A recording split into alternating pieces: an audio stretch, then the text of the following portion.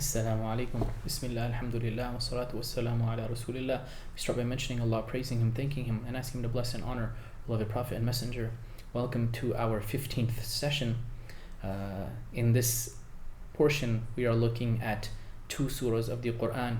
Surah number 17, Surah Al-Isra, also known as Surah Bani Israel, and Surah number 18, Surah Al-Kahf, the cave.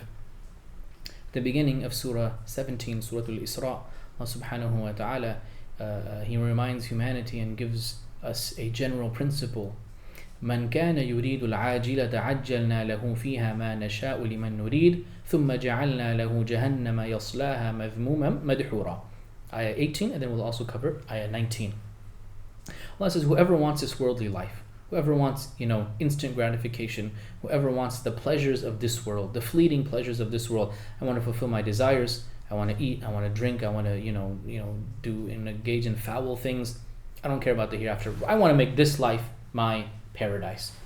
Allah says, عَجَّلْنَا لَهُ فِيهَا مَا نَشَاءُ لِمَن نُرِيدُ. We'll hasten and quickly give them whatever we want to give them to whomever we want. We want to give it to so-and-so, fine. We want to give them this, fine. We'll go ahead and give it. Allah is saying, for the disbeliever that just wants some of the pleasure of this world, Allah says, fine, whatever. We'll give it. Obviously, Allah subhanahu wa ta'ala is more perfect than to, think and say this in the way I'm saying it, but I'm giving this as a human perspective of, Allah's like, here. You want it? Fine. Take it. Whatever. ثُمَّ جَعَلْنَا لَهُ جَهَنَّمَ يَصْلَاهَا مَذْمُومًا مَدْحُورًا. And then we will make the fire of hell, we're going to enter them into it, humiliated, debased, and just cast all the way in, madhura, thrown into the depths. So you want temporary enjoyment? Fine.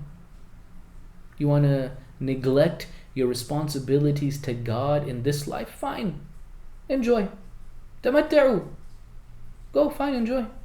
Enjoy the temporary, fleeting pleasure while you ignore the reality of the hereafter.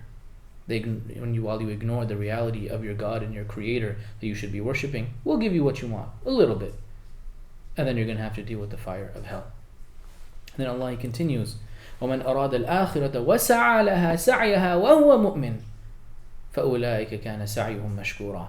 Whoever wants the hereafter, their goal, their drive, their purpose, their I want to get to paradise, I want to be successful in the hereafter.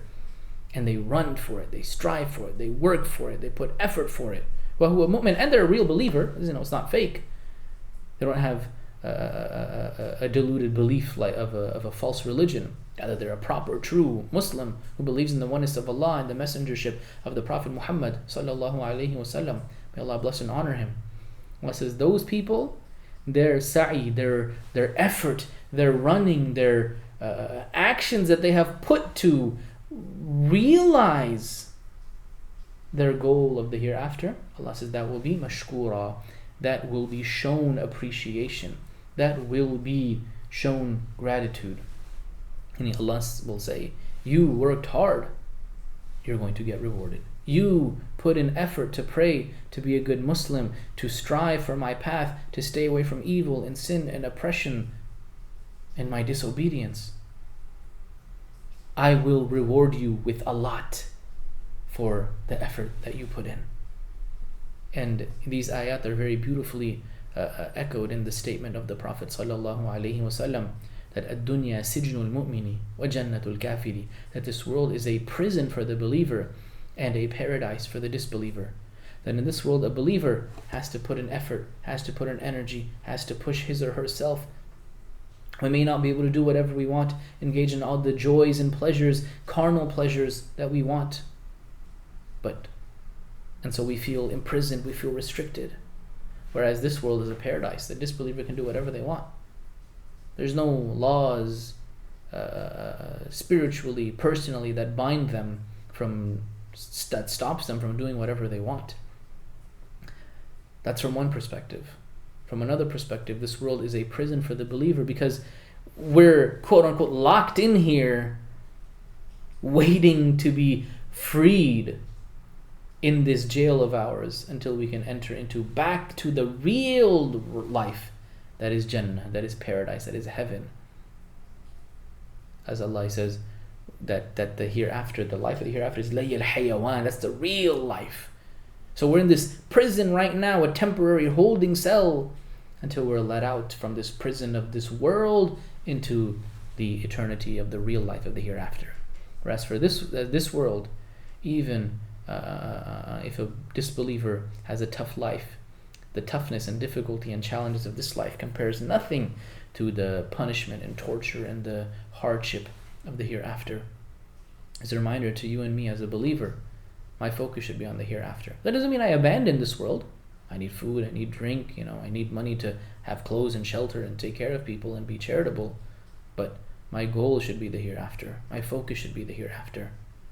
And in this world, I may do a lot of things that are nice to other people, and they may not see it. They may not know. They may not recognize it. They may not thank me. They may even get upset. But whatever good I do, Allah knows it. And Allah will show appreciation for the good that I have done by rewarding me, by compensating me, by blessing me and rewarding me. Let us all focus on the hereafter and work, strive, struggle, with real action, real energy, real effort for the hereafter, and hope to get our reward and compensation and blessings from Allah then. Ameen. Allah, we end by praising you, thanking you, asking for your forgiveness, acknowledging that there is nothing worthy of worship except for you. We ask you to bless and compliment our beloved Prophet and Messenger. Subhanak Allahumma wa bihamdik, nashhadu an la ilaha illa anta, nastaghfiruka wa natubu ilayk. Allahumma salli wa sallim ala abdika wa rasulik. Assalamu alaikum wa rahmatullahi wa barakatuh.